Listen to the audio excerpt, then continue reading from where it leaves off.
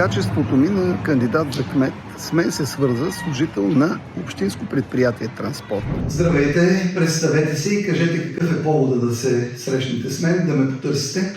Повода е, че преди няколко дни, може седмица, имахме издадена устна заповед от началника ми, Пламен Димитров, директор на Общинското предприятие, да спрем да си изпълняваме задълженията. Тоест, в Общинското предприятие Транспорт са пареци, синя зона, паркинги.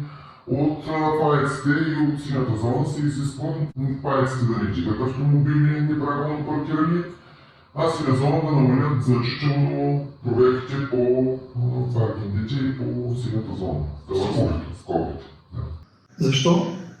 Подкрепа на кампанията на господин Димитър Николов да не дразнят гражданите, за да може цялата схема да се продължи. Защото остане той кмет на Бургас, те са си категорично бетонирали по местата. Тоест, ако аз сега се обадя на ПАЕК да дойде да вдигне неправилно паркирал автомобил, по информацията, която ми давате, следва ПАЕК да не дойде. Да. Няма да дойде или ще дойде, ще подмине неправилно паркирания автомобил, тъй като има заповед да не го вдига. Това за мен е доста обезпокоителна информация и аз реших да я проверя лично, като смятам да подадем, аз и моят екип, поредица от сигнали на обявения на общината телефон, с който да съобщим за неправилно паркирани автомобили и да видим дали общинските служители действително ще изпълнят задълженията си. Здравейте! Имаме един тук господин, който на улица Велико Търново номер 14 редовно си паркира автомобила където не трябва. Не пречи на движението, обаче е неправилно паркирал. Да, зад него, в смисъл. С регистрационен номер А. К.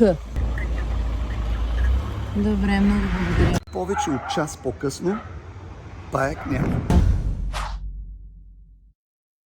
Звъня да пусна сигнал за неправилно паркиран автомобил след знак за спирането забранено. Ако можете да изпратите ПАЕК. След знак къде си номера? На улица Георги Кирков, 36. Георги Кирков, номер 36? Да. Лек автомобил ли? Лек автомобил, не пречи на движението, но е след знак за... Да. Просто е неправилно паркиран. Добре, ще подадем сигнал. Благодаря, до чуване. ПАЕК не дойде. Транспорт, добър ден. Добър ден!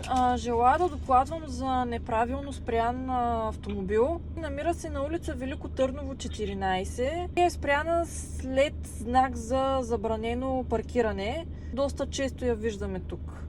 И ще помолим за репатриране. Номерът е Ще подам сигнала към колегите, коректно постъпване на сигналите си, като се освободят, ще дава за прегледане. много благодарим. Междувременно, както видяхте, ПАЕКът мина и подмина празен, изобщо не спря. Направо не знам какво да си мисля. Здравейте, намираме се на улица Петко Каравелов, номер 15. Има неправилно паркиран автомобил, който не пречи в принцип на движението, но е до синята зона, не е на синята зона. И ако може да пратите някой да го вдигне.